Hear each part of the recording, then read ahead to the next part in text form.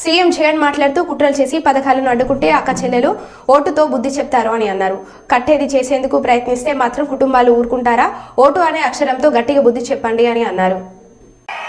మరి ఇన్ని నెలలు ఇన్ని సంవత్సరాలు మీ జగన్ క్రమం తప్పకుండా క్యాలెండర్లో చెప్పిన విధంగా ప్రతి నెల ఇస్తూ పోతా ఉన్న మీ జగన్కు ఇబ్బందులు పెట్టడానికి చివరిలో కట్టడి చేస్తే మాత్రం నా అక్క చెల్లెమ్మల కుటుంబాలు ఊరుకుంటారా అని అడుగుతా ఉన్నాడు మీ బిడ్డ.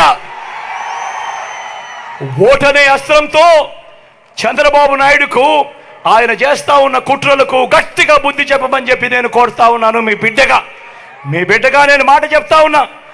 వీళ్ళు ఎవరు అడ్డుకున్నా కూడా మీ బిడ్డ విజయాన్ని ఆ దేవుడు దయ మీ చల్లని ఆశీస్సులు ఉన్నంత కాలం ఏ ఒక్కడు ఆపలేడు అని మీ బిడ్డ చెప్తా ఉన్నాడు.